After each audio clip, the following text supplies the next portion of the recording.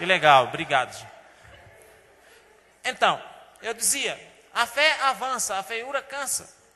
A fé às vezes acaba, a feiura aumenta sempre.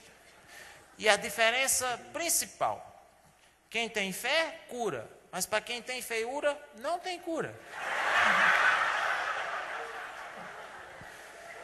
Existe uma diferença gritante entre ricos e pobres. Pobre a gente conhece de longe, né? A gente conhece de longe. Pobre não tem noção de espaço. Turismo de pobre é visitar parente. Lazer de pobre é comer. Herança de pobre é doença e mau costume. Pobre se arruma todinho para fazer exame de fezes. E ainda leva uma lata de Neston.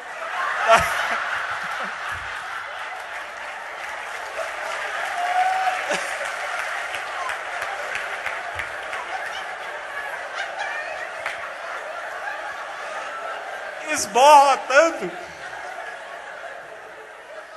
E ainda fica com raiva porque o doutor só usou um pouquinho.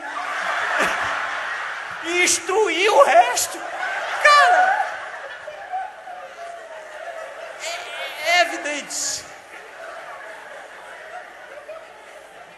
Você já foi em enterro de rico e enterro de pobre? A diferença é tremenda. Enterro de rico, a viúva está lá, de frente do caixão.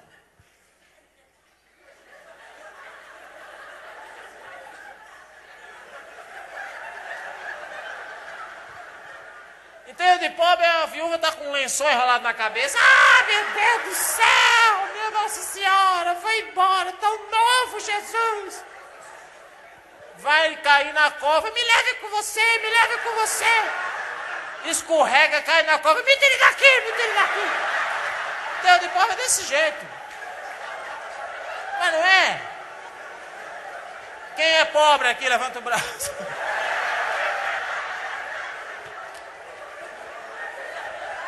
Quero ver mesmo se você é pobre. Você bota bombril na antena da TV? Você tem um bolo em cima da geladeira num prato cheio d'água? Isso é característica de pobre, né? Pegador de roupa no pacote de bolacha. Carteira profissional encebada no bolso de trás procurando emprego, né? Você balança a toalha com farelo de comida na janela de casa? Isso é coisa de pobre. Cola dinheiro com fita isolante. Com aquela faixa preta. Né? Essa diferença é evidente. Muito evidente. E são diferenças, inclusive, gritantes. Mas, meus irmãos, a maior diferença está entre aquela pessoa, aquela instituição, aquela comunidade, aquele grupo de oração que se abre ao poder do Espírito e aqueles que não se abrem ao poder do Espírito. A diferença é visível, é notável, porque justamente abrir-se ao poder do Espírito faz com que os grupos e as expressões que nós temos, elas sejam dinâmicas. Aqueles que não se abrem ao poder do Espírito, eles vão ficando esclerosados no seu jeito de ser, nas suas estruturas, inclusive nos seus métodos de evangelização. Deixa eu dizer uma coisa para vocês, a despeito de toda a brincadeira, mas uma coisa muito séria. Hoje, mais do que ontem, é necessário abrir-se ao Espírito e saber dele o que ele quer para nós. O que ele quer para você?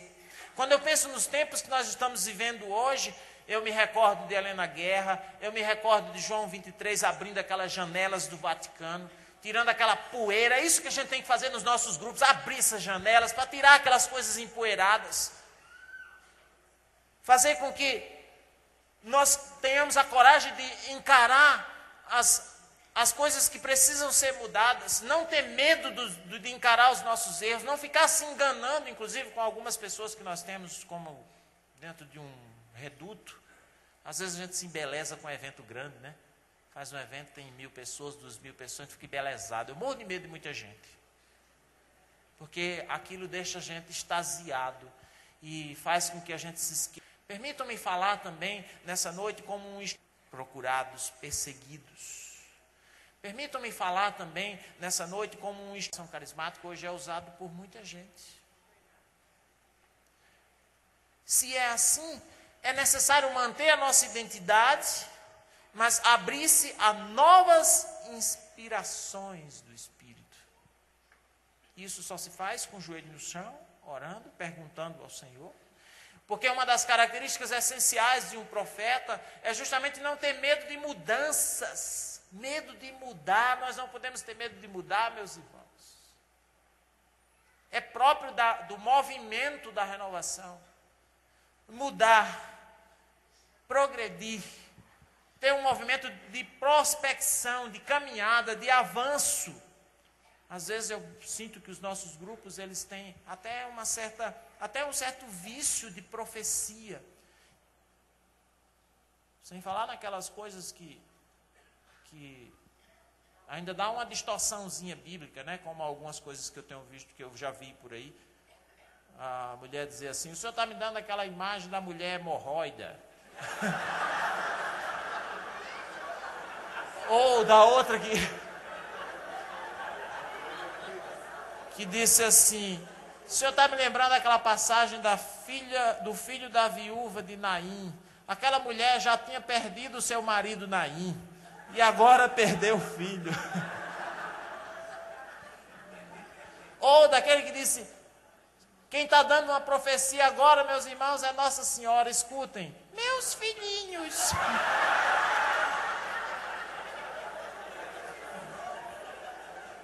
Uma pelo menos eu vi dar certo, porque alguém disse lá do meio da assembleia, o senhor está me dando uma imagem de uma saia cheia de pregas. O outro disse, pois o discernimento é saia pregando. Bom, pelo menos isso, né? Abriu outro horizonte. A palavra que abriu um horizonte. Agora, essas profecias viciadas, se é que existe, de nós, que a gente, é como se Deus ficasse sempre dizendo as mesmas coisas para nós, isso não entra na minha cabeça.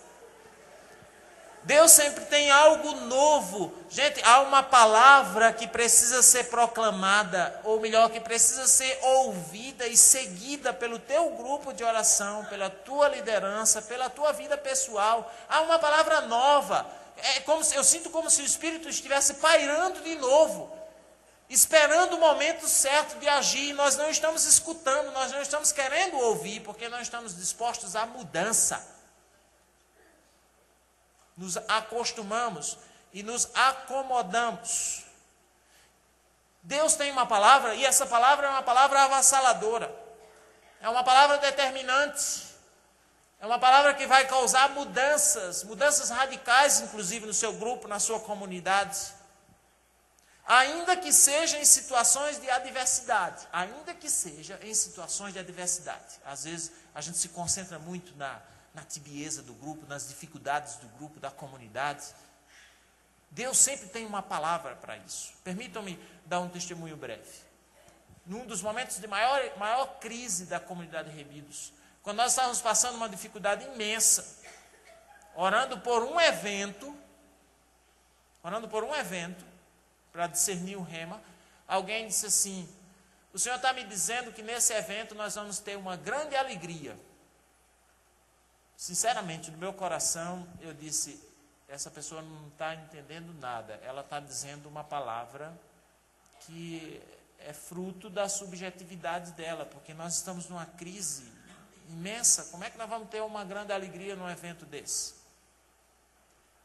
Interessante, naquele evento nós recebemos de Deus, assim, praticamente do nada, uma rádio de presente para a evangelização. Inclusive uma rádio que, há 4 anos atrás, tinha sido um instrumento de grande difamação da nossa vida pessoal e da vida da comunidade. E que tinha, pela força da justiça de Deus, fechado, e depois veio cair na nossa mão. E era uma situação de adversidade, mas que alguém profeticamente proferiu uma palavra de esperança, uma palavra de mudança, uma palavra nova. Alguém que teve a coragem de dizer uma palavra determinante. Por isso que eu insisto em dizer que para o seu grupo de oração, seja qual for a situação, para o seu ministério, há uma palavra para ser dita. É o Espírito pairando. Por que nós não escutamos? Precisamos nem que seja fazendo uma vigília, uma oração, um jejum, seja lá o que for, mas é preciso que Deus nos fale nesse momento. Para que, ainda diante de uma certa retração dos nossos grupos, e é uma coisa que eu tenho escutado muito em alguns lugares por onde a gente passa, as pessoas reclamarem de um certo esfriamento dos grupos de oração, para não dizer de um esvaziamento dos grupos de oração, nós precisamos saber retirar dessa situação de adversidade uma palavra profética que vai nos dar um novo impulso evangelizador. Eu acho que é até providencial que a gente entre numa crise, porque quando a gente entra na crise, a gente se volta para o Senhor. E podemos tirar daquela crise algo novo, até se utilizando dos próprios mecanismos da crise. Graças a Deus que eu nasci numa região que nós aprendemos desde cedo a fazer das nossas adversidades próprias instrumentos de superação. Até por causa da pobreza, da dificuldade que nós sempre temos. Claro, a mídia caricatura um pouco, acha que a Paraíba só é seca e cactos, né? Mas, de fato, nós somos uma região que vivemos com muita dificuldade. A gente aprendeu a tirar das adversidades referências proféticas para avançar. Eu tenho um amigo que, num desses períodos de seca,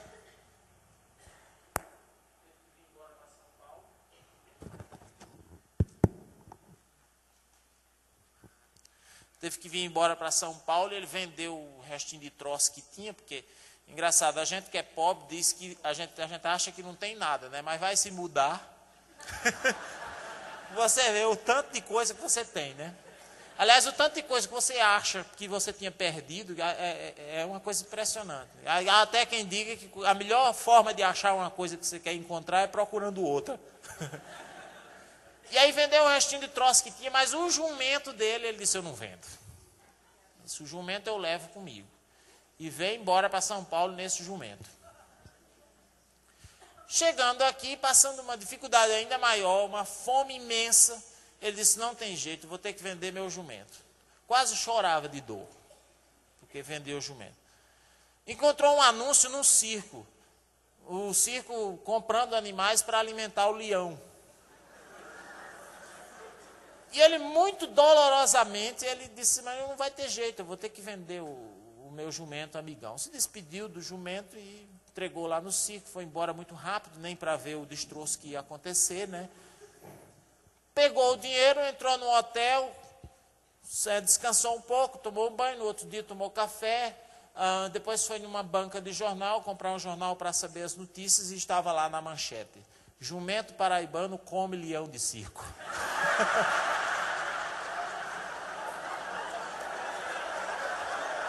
Já pensou?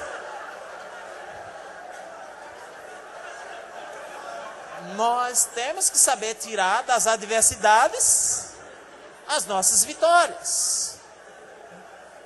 Resolvemos a coisa dessa maneira. O cara que foi se despedir da irmã, quando deu um beijo, a dentadura caiu na mão da irmã, e ele olhou assim, meio sem graça, e disse, leva contigo esse meu último sorriso. Tem que saber resolver a coisa. Na hora.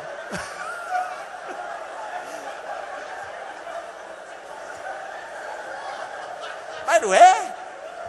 Então. Ora.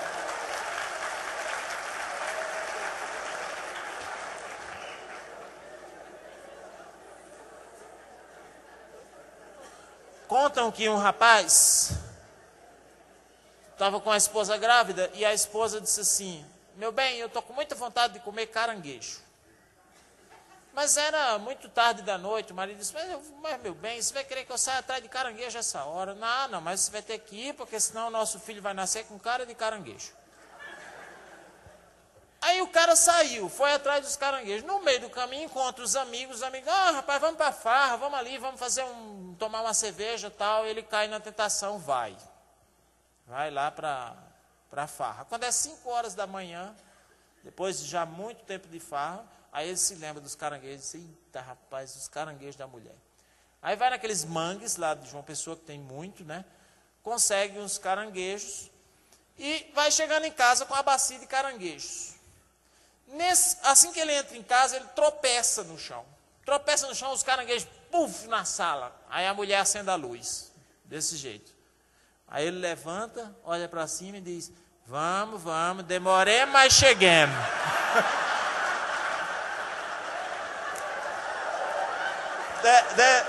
A sacada do cara.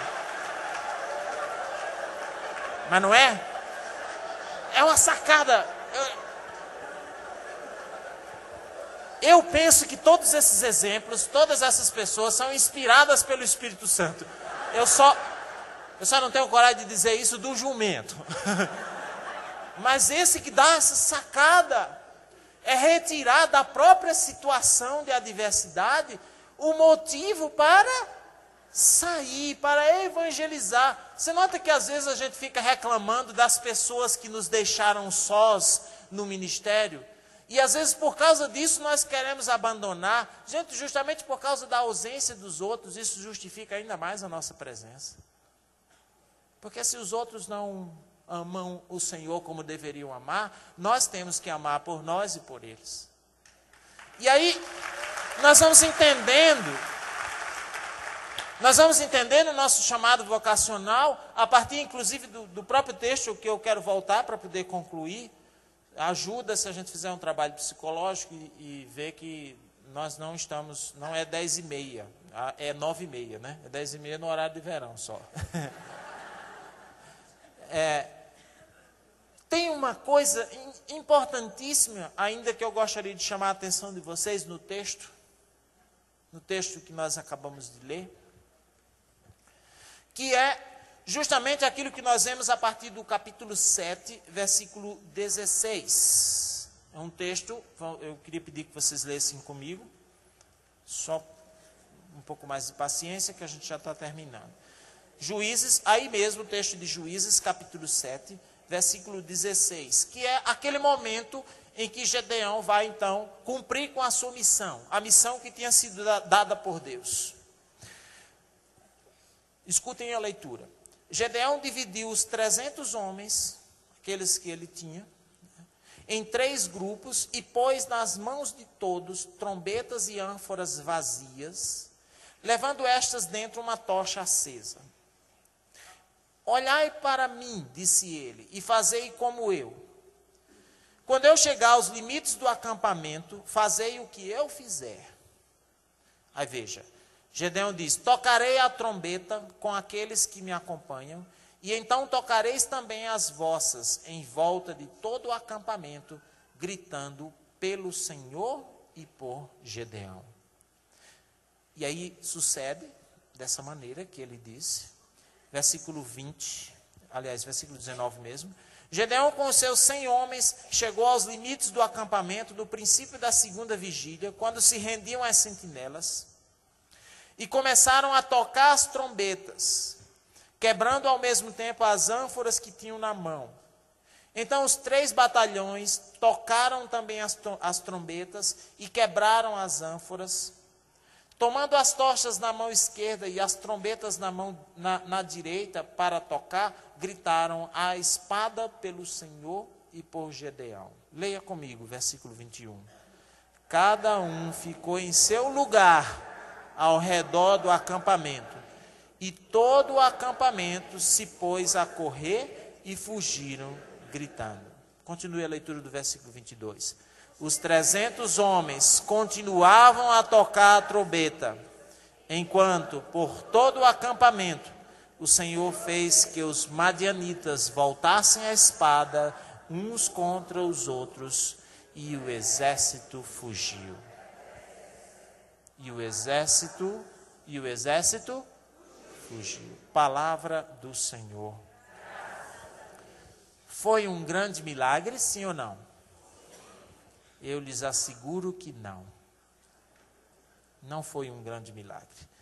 O que aconteceu aqui, na verdade, foi o resultado de uma inspiração. E uma inspiração extremamente simples. Deus inspirou uma tática de guerra a Gedeão. E essa tática de guerra pode ser definida em apenas 2 palavras: parecer muitos. Ele só tinha 300 homens. Eles não eram muitos. Mas a tática de guerra foi parecer muitos. Essa é a tática de guerra, eu tenho convicção, que Deus inspira para nós hoje, no momento específico em que nós somos poucos. Nós não precisamos ser muitos, mas nós precisamos parecer muitos. E sobre esse aspecto, eu peço a vocês que me deixem testemunhar mais uma vez aquilo que acontece na minha realidade. Muita gente dizia da comunidade Remidos no Senhor: mas vocês são muitos. Vocês fazem muitas coisas porque vocês são muitos. E quando as pessoas diziam isso, eu ficava me perguntando, às vezes até com raiva da pessoa, porque a gente que está internamente, a gente sente o quanto nós somos poucos e quanto trabalho há para pouca gente. E eu ficava com raiva, mas depois eu fui sacar.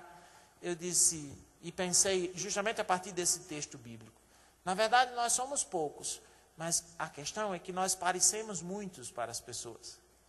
E à medida que nós vamos parecendo muitos, talvez até pelo próprio barulho, pode prestar atenção que a tática de guerra é essa: é quebrar as tochas, é quebrar as ânforas, acender as tochas e gritar o mais alto possível, para que o exército inimigo, ele se confunde, ele pensa que tem uma multidão ali, mas não tem. É por isso que os nossos grupos não podem deixar de serem barulhentos. Porque o que atraiu as pessoas para Pentecostes, para escutar Pedro, foi o barulho. Não foi a serenidade nem a contemplação dos discípulos. Eu acho interessante a gente criticar o barulho dos carismáticos. Eu não tenho nada contra a oração de contemplação, até gosto. Mas Pentecostes atrai pelo barulho. Primeira vez que o Senhor nos inspirou a fazer uma carreata, nós fizemos com 5 carros.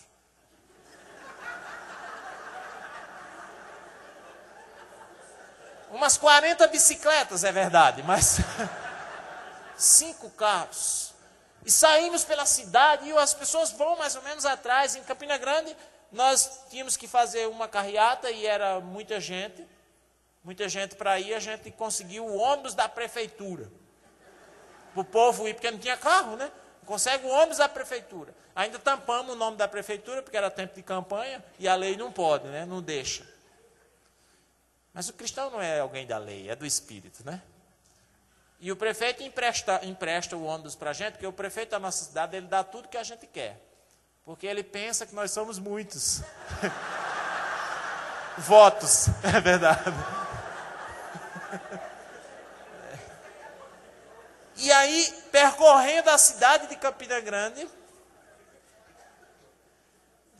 uma pessoa saiu atrás da gente, saiu correndo atrás da gente porque ela queria saber como entrar em contato com aquele povo alegre.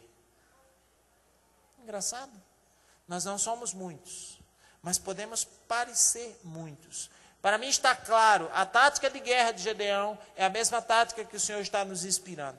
Mesmo que para isso alguns de nós façam o trabalho de vários.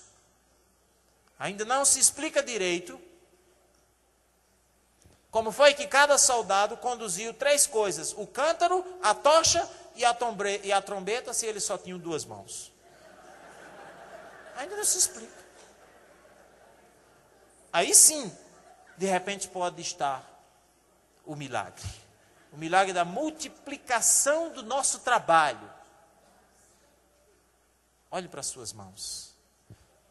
Queria recordar com vocês uma canção muito antiga.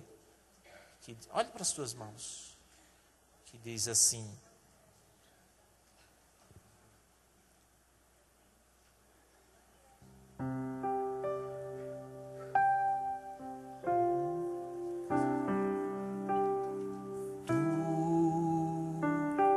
sabes bem que meu barco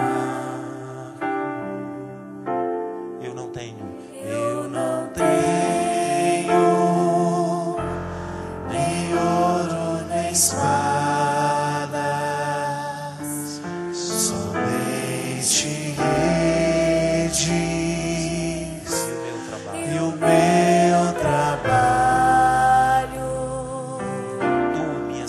solicitas.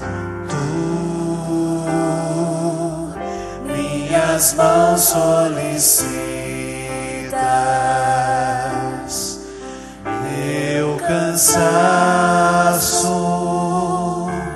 que a outros descanse. Amor que almeja seguir amado. Agora sim, cantemos o refrão. Senhor, tu me olhastes nos olhos a sorrir, Pronunciaste meu nome. pronunciaste meu nome lá na praia. Eu larguei o meu barco junto a ti, buscarei outro mar. Quero convocar você a responder a sua missão profética, a sua missão. Aquilo que Deus te deu como missão. A responder de maneira intensa, com esse ardor novo que o Espírito coloca dentro de você. Eu quero convocar você a se entregar novamente ao Senhor e a se comprometer com Ele de salvar almas, de evangelizar.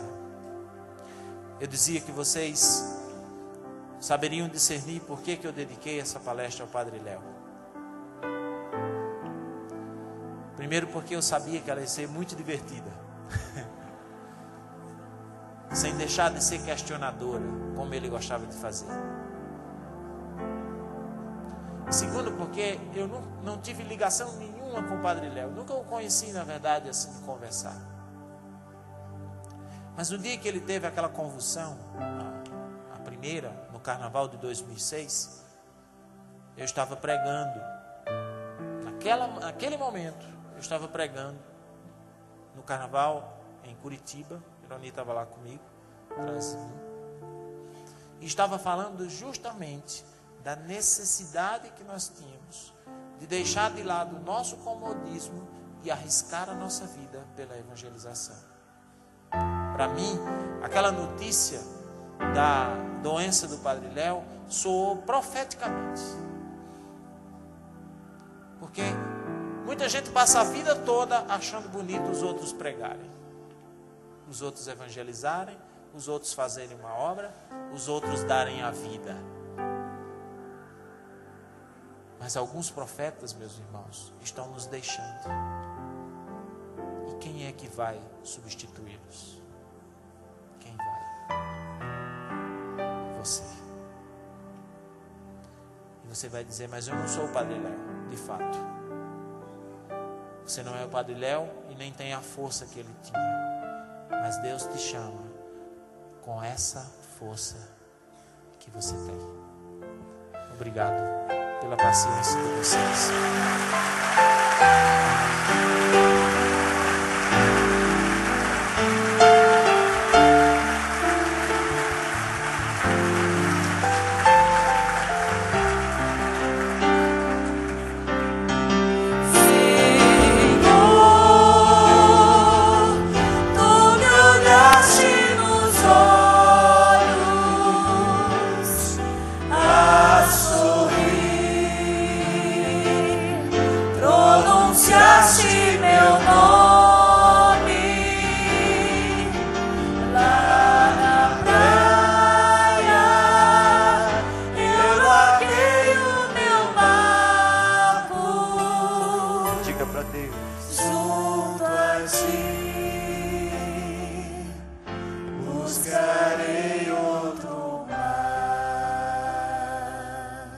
Das coisas do Padre Léo que mais tocou no meu coração. Eu estava indo para uma missão nos Estados Unidos, e como eu era muito amigo dele está lá em casa uma vez por mês. Toda primeira quinta-feira do mês o Padre Léo passava lá em casa. Toda primeira quinta-feira do mês, toda. E eu não tinha visto ele depois que ele ficou doente. Naquele dia eu consegui falar com a mãe do padre. E ela disse: filho, não viaje, porque o Léo não estará vivo quando você voltar. Eu falei: então eu vou, antes de embarcar, eu tenho que ir a São Paulo mesmo. Eu vou mais cedo, meu voo é só à noite para os Estados Unidos e eu quero ver ele. E eu fui ver ele. Eu entrei no hospital, foi uma das coisas mais deprimentes que eu vi na minha vida. E o Padre Léo sempre foi muito duro. Quando eu entrei no quarto, ele falou: você veio para ver a carcaça destruída? Não precisava ter vindo. E se você veio pedir um milagre para mim, não peça, porque o milagre já está acontecendo. Hoje eu posso dizer: eu conheço Deus.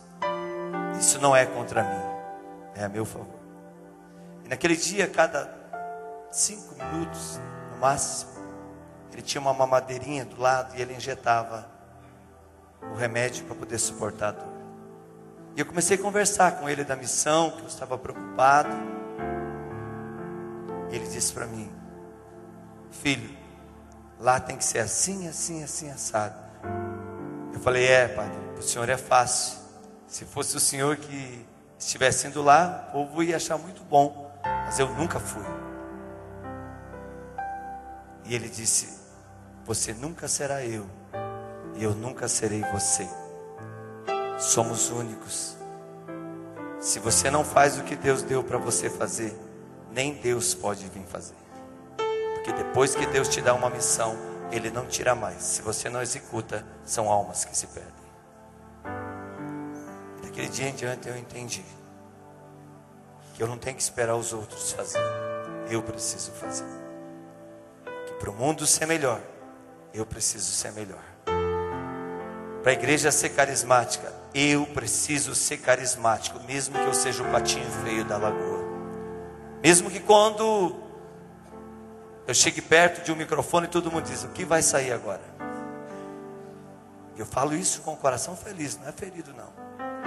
Mesmo que quando eu chegue aqui na frente, todo mundo começa a olhar no relógio e dizer assim: que hora vai terminar? Verdade, gente. Eu não estou fazendo aqui um desabafo de dor, não. Eu falo do que é realidade. Nós temos 2 loucos no nosso grupo de oração. Um é o Jorge e outro é o Edson. E quando nós tivemos as missões populares, eles dividiram de 2 em 2 as duplas. O maior testemunho das missões populares da minha diocese, registrado no livro tombo da minha diocese, é dos 2 loucos do meu grupo de oração.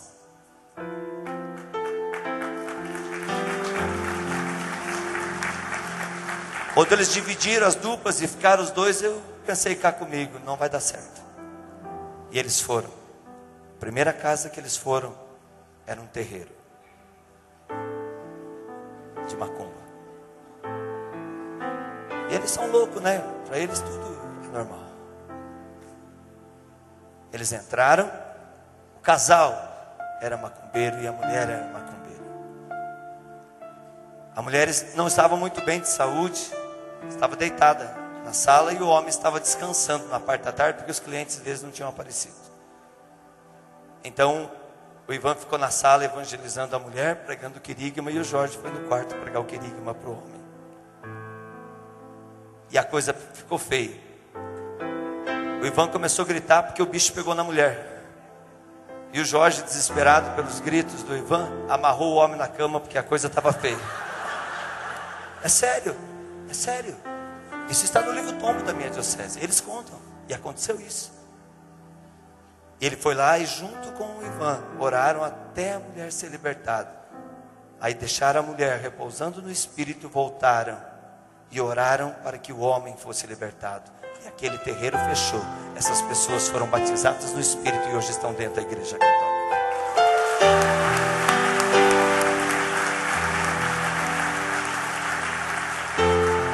Você pode ser louco, Mas você é filho de Deus, você pode fazer tudo, porque Deus disse: tudo poderás fazer se em mim permanecer. E Paulo vai dizer: tudo posso naquele que me fortalece. Ore agora um pouquinho, nós não temos tempo. Mas ore com o teu coração, com a tua vida, para que Deus te faça louco do Espírito. Não tem jeito de ser carismático engomado. Não tem jeito de ser carismático sem criar problemas. Olha o que aconteceu, como o Ronaldo disse, em Pentecostes, o barulho. Se você tem coragem de ser louco, peça uma loucura, mas não uma loucura de doideira, de desequilíbrio, de escândalo, de divisão. Peça uma loucura santa para o Senhor agora. Olha, é você que tem que pedir. Eu já sei o que eu vou pedir para Deus agora. Peça a você. Senhor, eu quero te pedir nessa noite que eu seja santo, que eu seja reto, que eu seja fiel, que eu nunca desista, que eu vá até o fim, sempre executando aquilo que é de minha competência, de minha responsabilidade, pelo batismo no Espírito que tu me concedeu a cada dia que te invoco, Senhor. Muito obrigado, Senhor. Que assim seja, Jesus. Que assim seja, Senhor. Porque essa é a tua vontade a meu respeito, Senhor.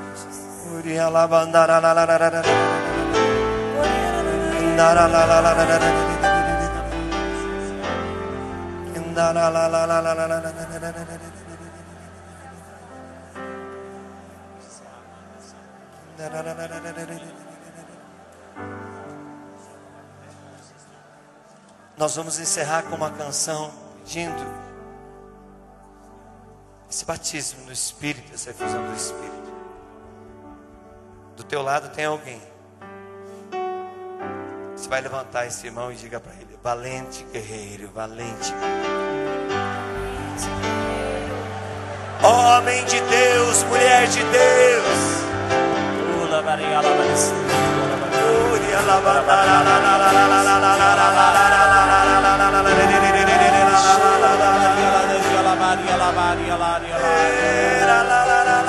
Tu que paras nesse lugar, Senhor, cai agora sobre nós.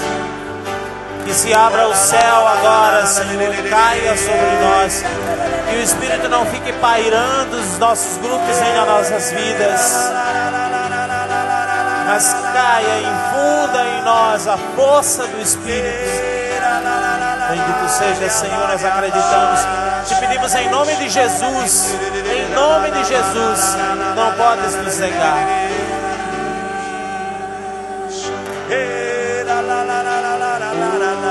Hoje o céu se abre pra terra.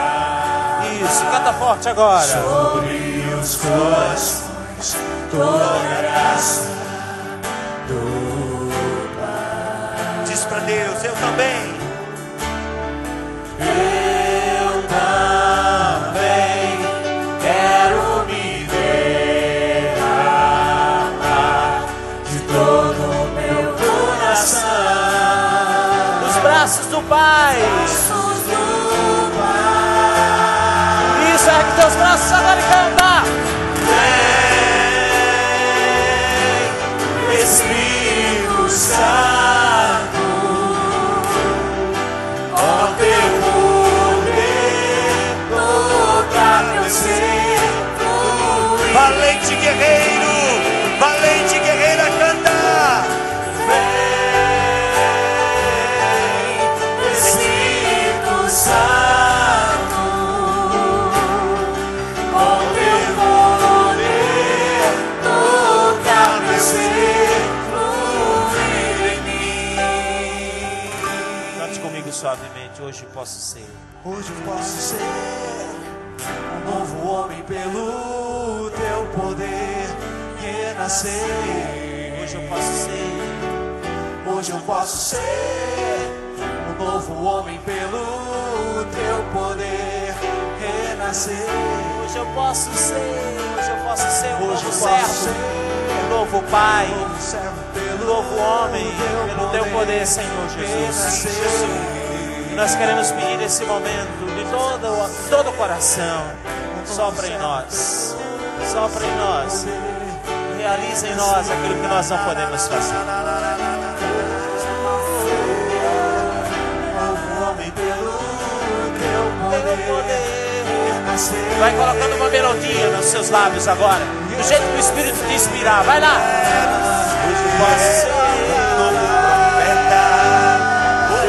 Hoje eu quero ser alguém que é capaz de fazer o impossível. Sim, sim. Hoje eu quero ser alguém guiado pelo teu Espírito. Hoje eu quero ser alguém com ousadia. Hoje eu quero mudar a história. Hoje vou mudar a página da minha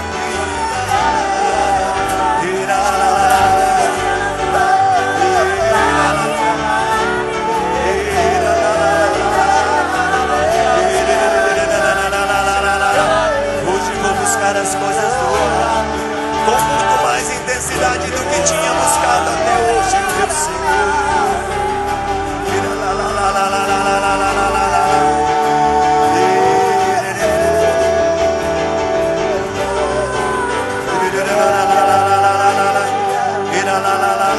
Só as vozes sem instrumento. Vem, Espírito Santo, com teu poder, toca meu ser. Só as mulheres. Mulheres, solta a voz.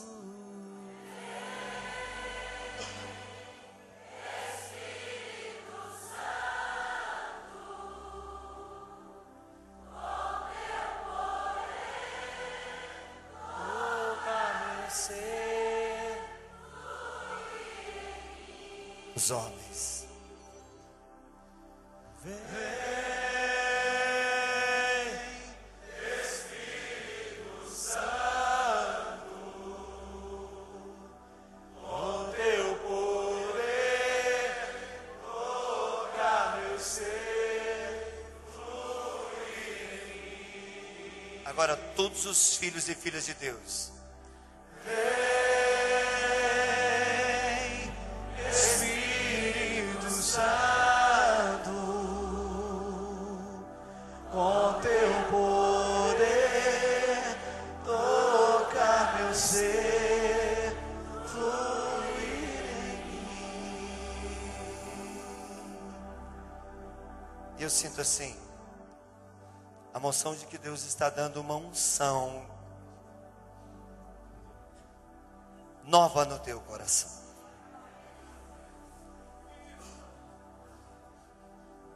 E essa unção é uma unção do impossível. E essa unção é uma unção que vai preparar os últimos dias da vinda do Senhor Jesus.